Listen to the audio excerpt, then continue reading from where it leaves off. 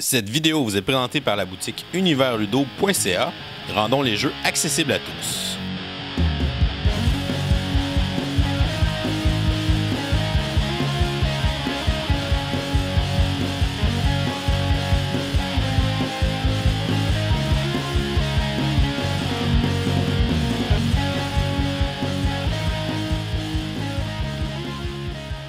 Salut les gamers, bienvenue à Professeur Board Game, je m'appelle David. Aujourd'hui, on est en direct de Longueuil et on fait un épisode de la route des jeux. On est au Joker Pub de Longueuil et je suis accompagné de Frédéric qui est copropriétaire. Salut David. Ça va bien Frédéric? Très bien, toi de même. Ça fait combien de temps que vous êtes ouvert ici à Longueuil, le Joker Pub? Tout nouveau, tout beau. On a ouvert le 1er août de cette année, donc 1er août 2018, suite à notre expérience de Drummondville où on a ouvert le 23 juin 2016. On s'est dit, hey, wow, c'est vraiment trop magnifique comme projet. Fait qu'on a décidé d'expandre ça. Fait que la première place, c'est Longueuil, puis après, le monde. Super. Donc, c'est ça. Ça fait déjà 2 ans que vous avez le pub à Drummond, donc d'avoir un nouvel établissement. Donc, c'est vraiment cool pour vous autres. Donc, on va aller explorer premièrement quel type de joueur de jeu tu es. Est-ce que tu es prêt? Ben oui, je suis prêt. On y va. Frédéric, c'est quoi ton jeu du moment, là, ton petit coup de cœur du moment présentement? Dernièrement, j'ai appris Welcome to. Je trouve ça vraiment intéressant. La simultanéité qui fait en sorte qu'on peut jouer autant à 2 qu'à 99 personnes puis que ça sera pas vraiment plus long une partie. C'est vraiment là, mon petit coup de cœur des dernières semaines. Super. Quel est ton jeu préféré de tous les temps? Là? Un classique, ça, comme question. J'en ai beaucoup, mais mon classique, c'est vraiment Through the Age. C'est un des jeux que j'ai joué le plus souvent avec Carl, l'autre propriétaire du Joker. Et puis, un jeu que la stratégie est excellente dedans. Il n'y a presque pas de facteur chance. Vraiment, là, on a l'impression vraiment de bâtir son empire. Ça fait des parties épiques. C'est franchement, là, Through the Ages, un de mes jeux préférés. La nouvelle édition ou la première? On a commencé sur la première édition, mais on a tout de suite mergé avec la nouvelle. Les changements qu'ils ont fait dans le règlement là, pour respecter les demandes des fans, c'est vraiment là, une belle amélioration. Puis je le conseille à tout le monde, la dernière édition. Là. Également, c'est rare que je joue sur mon téléphone, mais la version mobile de Through the Ages, là, vraiment, là, c'est très bien fait. Là, ils l'ont bien adapté. Donc, j'aurais plus de raison de ne pas y avoir joué là, avec toutes ces variantes-là. Non, exactement. Là, on se fait une game direct après l'entrevue. Là, pas le choix. Oh yes! Est-ce que tu as une couleur de meeple favorite quand tu joues à des jeux? Écoute, c'est pas pour rien qu'il y a du orange dans le logo du Joker, puis un petit peu partout dans les pubs. Orange, c'est vraiment ma couleur fétiche. J'adore ton micro, soit dit en passant. Combien tu veux pour? Il n'y a pas d'orange non plus sur mon micro pour rien, donc c'est aussi ma couleur de meeple. Là. Yeah! Ouais. Team orange! Orange, c'est l'autre qui gagne normalement dans une partie, là, assurément. C'est quoi le jeu d'introduction qui t'a accroché là, aux jeux de société qu'on dit moderne? Écoute, avant de jouer à Les Chevaliers de la Table Ronde, j'avais pas mal juste joué au Skip Bo. Là, fait que la journée où un de mes couples d'amis a amené ça autour de la table, c'est là que j'ai vraiment fait « Oh wow, OK, là, on vient de pogner quelque chose, puis ça peut vraiment être le fun, les jeux. » là. Donc, Chevalier de la Table Ronde, c'est mon souvenir de jeunesse, disons, fin secondaire, là, qui m'a accroché aux jeux modernes. C'est un super bon classique, ça. En plus, il n'y a pas beaucoup de jeux coopératifs aussi dans ce temps-là, quand c'est sorti. Absolument, c'était assez innovateur. En tout cas, moi, c'est le premier que j'ai découvert comme ça. Et puis, en ma connaissance, là, si on regarde, il n'y a pas eu grand-chose coop dans ces années-là. La vague est partie. Là, après ça, c'est incroyable. Les jeux qu'on retrouve à cette heure qui sont coopératifs, c'est super le fun que ça soit bien développé comme ça. Mais Chevalier de la Table Ronde, c'est en effet un des premiers que je suis capable de me souvenir, du moins. Est-ce que tu as un auteur de jeu favori ou un petit chouchou? Hein? Écoute, c'est sûr que M. Catala, à quantité de jeux qu'il a fait, t'as pas le choix d'être dans mon top, mais je vais quand même y aller pour Vlaada Chvátil parce que, justement, Through the Age étant un de mes jeux fétiches, j'ai pas le choix d'y aller avec lui. Puis le Codename qu'il a fait dernièrement, Galaxy Trucker, j'adore également. Donc, il y a beaucoup de mes bons coups de cœur qui restent dans mon top, que c'est des jeux de Vlaada, donc j'ai pas le choix d'y aller avec lui. Mais quand même, un petit salut à Bruno qui doit nous écouter. Bruno, tu fais des excellents jeux et continue ton bon travail. À 1000 jeux par année que tu nous sors, c'est sûr qu'il y en a une couple de bons là-dedans. Super. Est-ce que tu as un type de jeu ou une mécanique de jeu favorite? Hey, ça, c'est super dur à répondre parce que dans tous les styles de jeu, je m'y retrouve. Je trouve ça trippant jouer à toutes les mécaniques.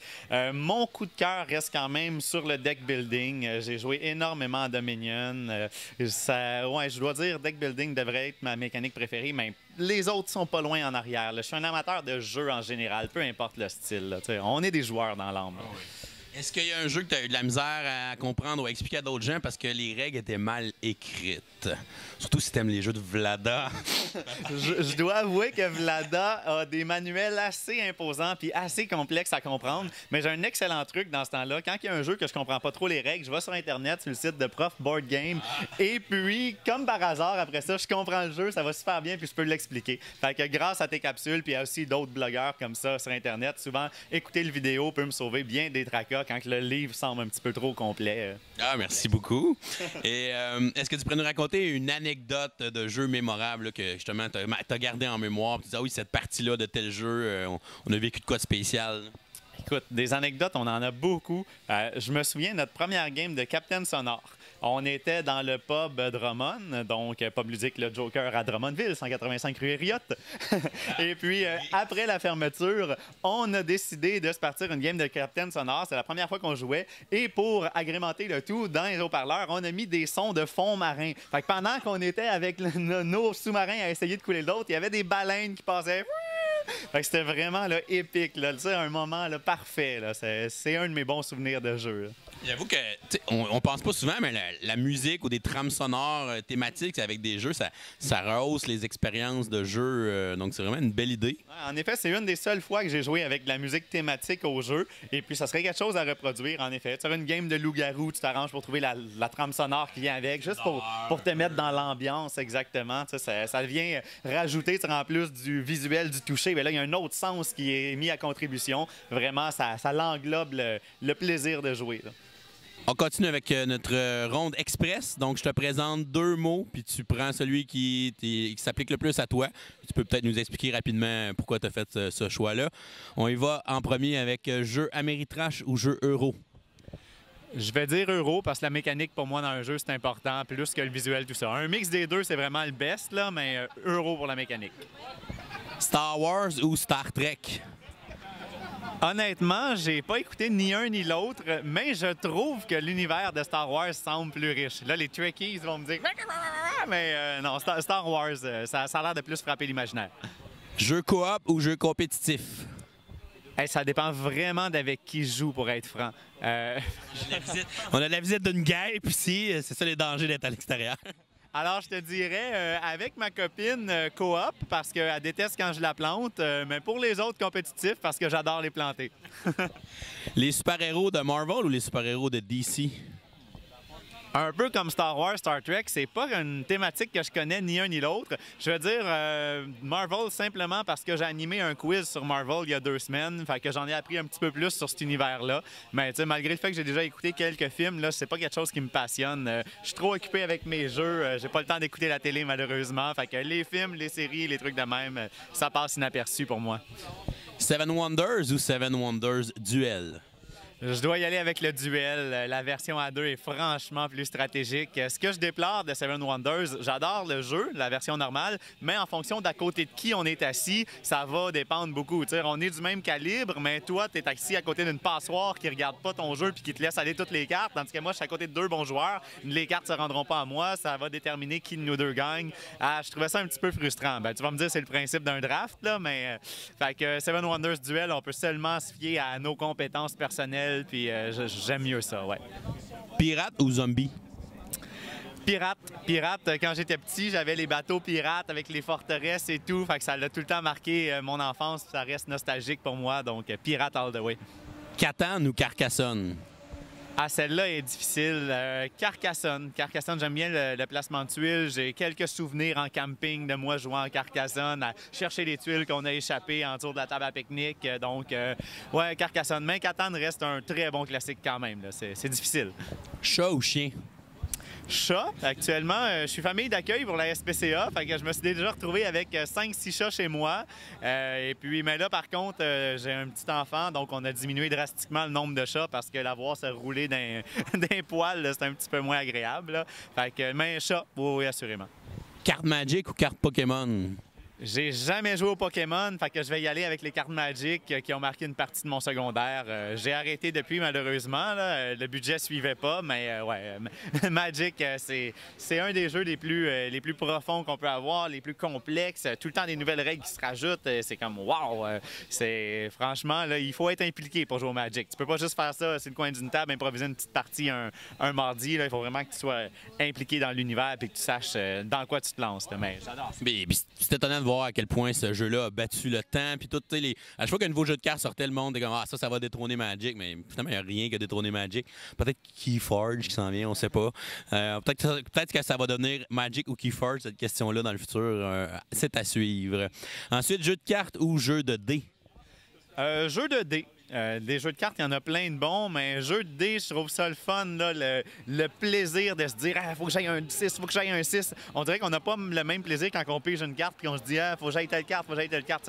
Le fait d'avoir l'impression de contrôler ton hasard parce que c'est toi qui jettes le dé, je trouve ça vraiment le fun. Puis c'est pour ça que les dés, ça se démode pas, malgré le fait que ça fait des dizaines de milliers d'années que ça existe. Là. Ouais, les dés, j'aime ça. Bonbon ou chip? Ah, je suis quelqu'un de salé dans la vie, alors chip, peu importe la saveur, amène-moi ça sur la table. C'est sûr que quand je me mets à en manger, je passe à travers le pot, le sac, le baril, peu importe ce que tu m'as emmené, je peux plus arrêter. Unlock ou exit?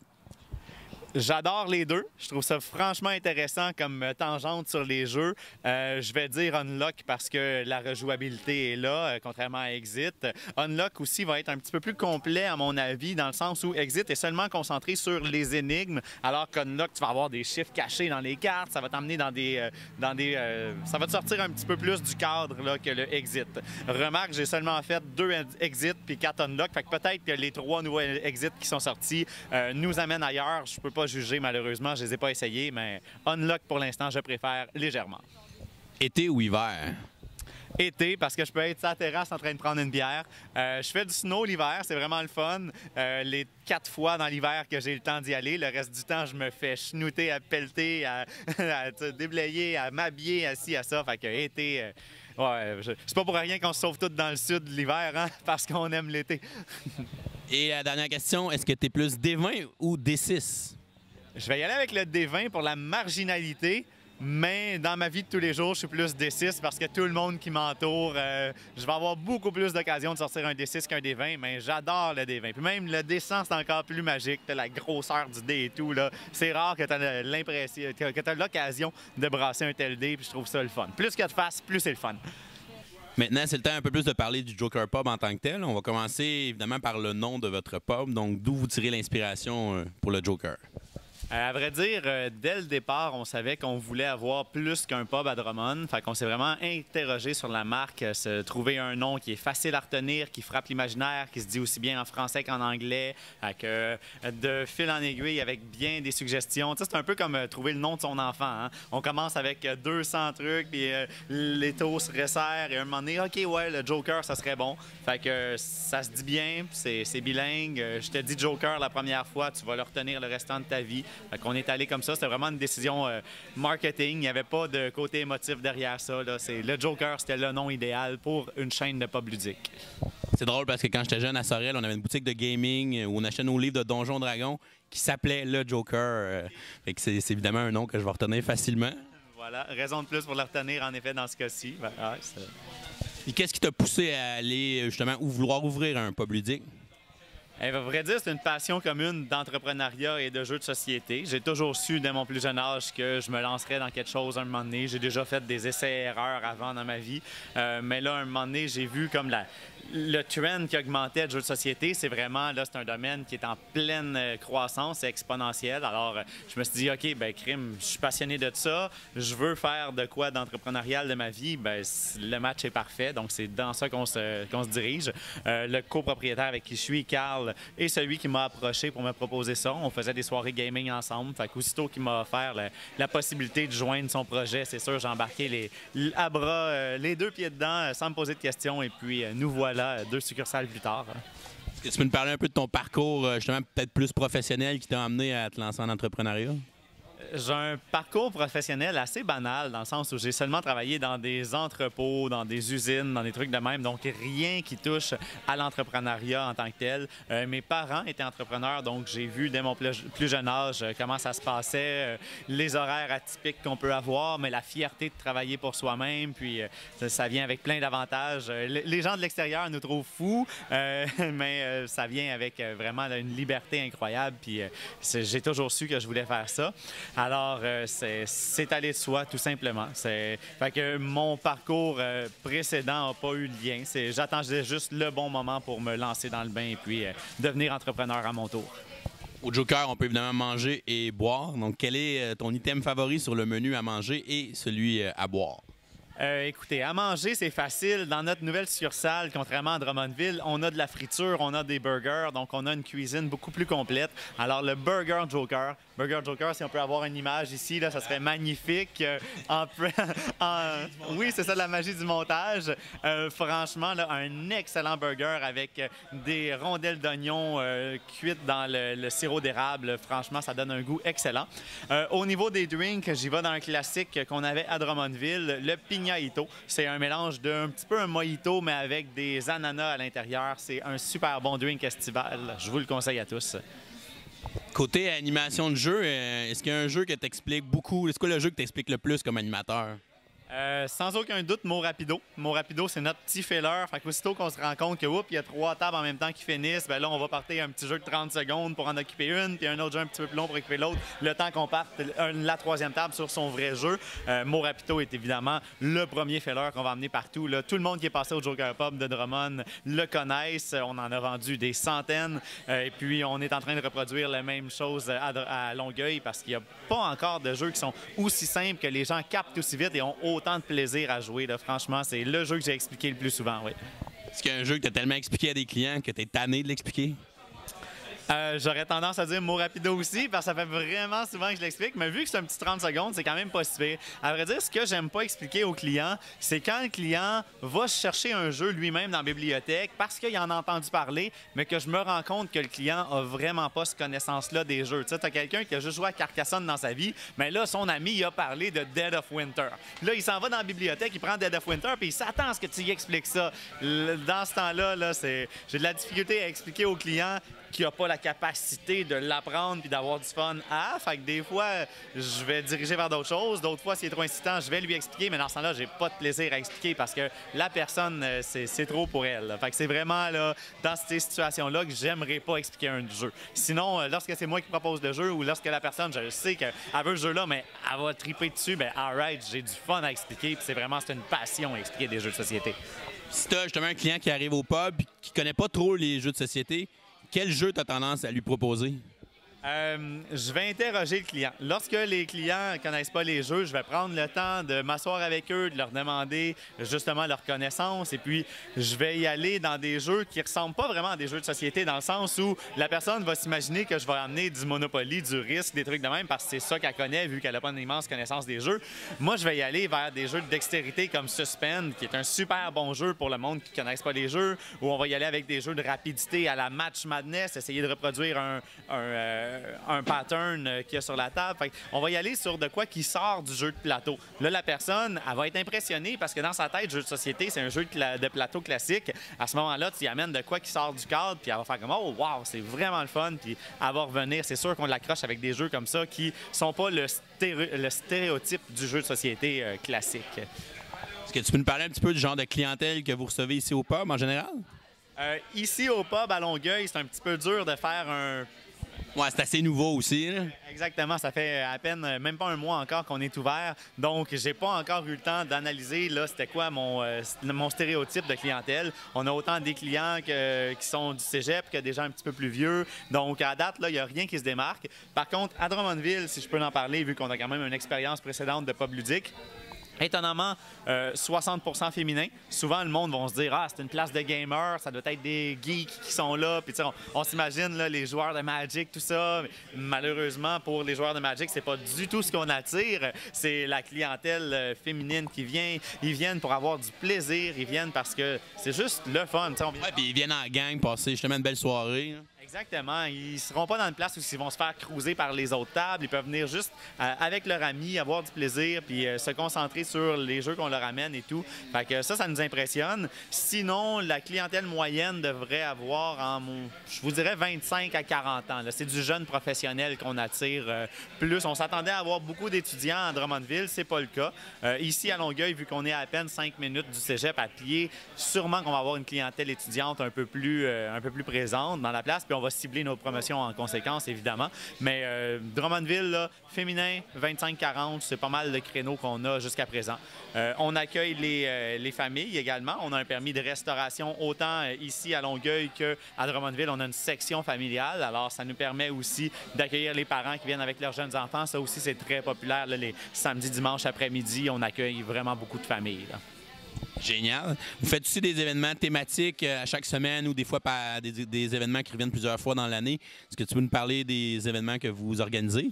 Bien sûr, notre plus populaire, c'est les soirées loup-garou. À tous les dimanches, on réussit à avoir une trentaine de personnes qui viennent aux soirées. À vrai dire, c'est un dimanche aux 2 semaines, donc on en a 2 par mois. Sinon, les soirées quiz font un tabac également. Là, tous les mercredis à Drummondville, ça va être la même chose à Longueuil. On a, pour vrai, entre 8 et 15 équipes par semaine qui se présentent. C'est rendu dans notre salle à Drummondville, on ne rentre plus les gens du quiz dans la salle principale. On est obligé d'accueillir des gens dans la deuxième salle, la salle familiale. Là. C'est un petit peu un problème de logistique, là, mais vraiment, les soirées quiz le mercredi, c'est un gros must. Puis le mercredi étant une soirée tranquille, normalement, je vais voir les autres bars autour à Drummond. Tout le monde est vide, puis nous, la salle est pleine à craquer. C'est vraiment magique. Sinon, 2 fois par année, on a un bazar. D'ailleurs, c'était dans les 2 dernières semaines. Il y a 2 semaines à Drummondville et le week-end dernier, donc à Longueuil. Le bazar, vraiment une réussite également. Vois-tu, pour Longueuil, on a accueilli au-dessus de 300 personnes qui sont venues. Il y a 31 clients qui nous ont amené leurs jeux. On avait plus de 250 jeux de clients à vendre sur place, en plus des jeux que le pub avait mis en vente. Vraiment un bel événement pour pouvoir s'acheter des jeux à faible coût. Franchement, ça a été une réussite et on va le faire en moyenne là, 2 fois par année, une fois proche de la semaine de relâche et une fois juste avant la rentrée. Une belle occasion. Sinon, à Longueuil, on prévoit faire des tournois de jeux, des soirées un petit peu plus geek, que ce soit du Donjons et Dragons, que ce soit juste des explorations de gros jeux pour les gamers. Là, on va dire, OK, tel soir, la semaine prochaine, on joue à Twilight Imperium ou peu importe le jeu. On sort de quoi de costaud, qu'on a un animateur qui va être là juste pour cette table-là dédiée à. Fait que ceux qui vont vouloir apprendre des jeux un petit peu plus complexes, ça va être la soirée pour ça. C'est pas encore établi. Là, on s'attend à l'automne à commencer ça. Là, on en a quand même beaucoup à faire. Fait que une étape à la fois. Mais suivez le Facebook assez vite. On va avoir des soirées là, pour les joueurs un peu plus aguerris. Super. Les pubs ludiques, ça pousse un peu partout au Québec dans les dernières années. Qu'est-ce qui vous démarque, vous, le Joker Pub, des autres pubs qu'on peut retrouver là, dans la province? Écoute, je veux pas avoir l'air vaniteux ou rien de ça, mais c'est sûr, le Joker Pub, on a vraiment essayé de mettre un âme dans la place. On a le souci du détail, que ce soit les bibliothèques qu'on a faites nous-mêmes à main, autant avec les tuyaux de plomberie que les grosses planches massives et tout. On n'est pas allé dans le préfet. Il y a beaucoup de choses comme ça là, qu'on est allé qu'on va reproduire à chaque pub, mais qu'on se dit, waouh, ça, là, c'est vraiment complexe, c'est vraiment frustrant à faire quand tu es en train de le faire, mais ça vaut la peine. Fait qu'on est allé avec un esthétisme que je crois que beaucoup de pubs n'ont pas. Parfois, je rentre dans des pubs ludiques et sans vouloir nommer personne, puis c'est bien correct ce qu'ils font, mais je vois les tables dépareillées, je vois les néons au plafond. C'est plus une ambiance de cafétéria que de pub. C'est bien correct, ça attire leur monde, mais nous, on est allé avec vraiment là. On veut que les gens se sentent dans un pub, on veut que le monde ait du fun, on engage nos animateurs, on se force pour trouver des employés compétents, des employés qui connaissent bien leurs produits puis qui ont la drive pour aller expliquer aux tables. C'est notre passion, puis on veut que le client qui rentre voit ce souci du détail-là, puis qu'on puisse lui transmettre notre passion. Alors, c'est vraiment là, on est des passionnés, on essaye de transmettre ça, on veut créer des joueurs, on veut que le jeu de société se démocratise. Alors, à chaque semaine, nous, il y a des gens qui arrivent ici qui connaissent pas nécessairement les jeux, mais à force de venir, ils font comme « Ah, wow! » Finalement, ça devient des joueurs. On réussit à leur vendre des jeux. Eux initient leur cercle d'amis aussi. Fait qu'on est des pionniers du genre, comme bien d'autres endroits. Je pourrais te nommer un paquet de pubs qui font un aussi bon job que nous, mais c'est en partie grâce à nous que le jeu de société va devenir aussi populaire au Québec et puis que le magnifique domaine du jeu va se développer. Vous venez d'ouvrir une deuxième succursale. J'imagine que vous avez aussi d'autres projets en tête pour le futur, pour le Joker. Est-ce que tu peux nous en parler? Écoutez, de ce que je peux dire, il va y avoir une boutique en ligne qui va arriver sous peu. On prévoyait initialement la faire au printemps, mais à ce moment-là, on ne savait pas qu'on allait ouvrir une deuxième succursale. Alors, disons que le Joker de Longueuil a quand même mis quelque chose sur la glace, dont la boutique en ligne. Mais là, c'est un des prochains dossiers qu'on va réattaquer. On a déjà la prévision d'ouvrir une ou deux autres boutiques, pub et non boutique, dans les prochaines années. Une en 2019, pas mal certain. On connaît l'emplacement, on connaît qui va être de confiance et va la gérer. La quatrième, c'est un petit peu plus embryonnaire comme projet, mais on ne se limitera pas à deux pubs. Vraiment, on aime ce qu'on fait, puis on veut le partager le plus possible aux gens au Québec. Sinon, de ce qui s'en vient, on a commencé à toucher un petit peu aux jeux d'évasion.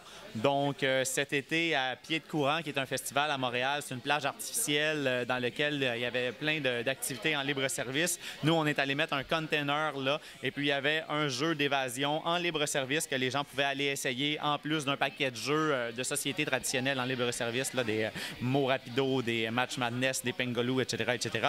Alors, c'est quelque chose qu'on aimerait exporter ailleurs. Je sais on fait des festivals prochainement, soit à Montréal Joue, des trucs comme ça, qu'on va amener justement le jeu d'évasion avec nous pour faire connaître ça. Puis on aimerait pouvoir l'exporter là, dans différentes foires et des trucs comme ça.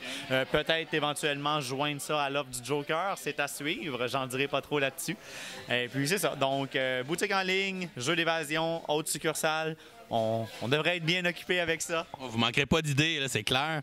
Puis on est à Longueuil. À part le Joker Pub Ludique, qu'est-ce qu'il y a d'intéressant à faire à Longueuil? Il était temps qu'on arrive, hein, parce qu'il y a quelque chose d'intéressant à faire à Longueuil. Non, c'est pas vrai. Sur la rue Saint-Charles, il y a quand même beaucoup de petits bars super intéressants. De ce que je sais, il y a le Doolies à côté si vous voulez jouer au pool. Mais tu sais, il n'y avait rien qui se démarquait. On dirait que la proximité de Montréal, qui offre tellement de variétés, on dirait que ça fait peur un petit peu à Longueuil, qui n'ose pas trop répéter la même chose que Montréal. Je suis pas un spécialiste dans le domaine, mais je comprends pas pourquoi que...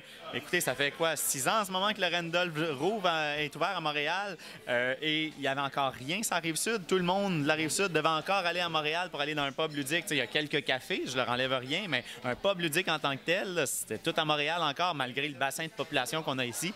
Donc, je ne sais pas c'est quoi qui fait peur aux gens de venir s'établir à Longueuil, mais je vous dirais, si vous avez à sortir à Longueuil, venez au Joker Pub. On est vraiment là, la place intéressante à venir passer une soirée.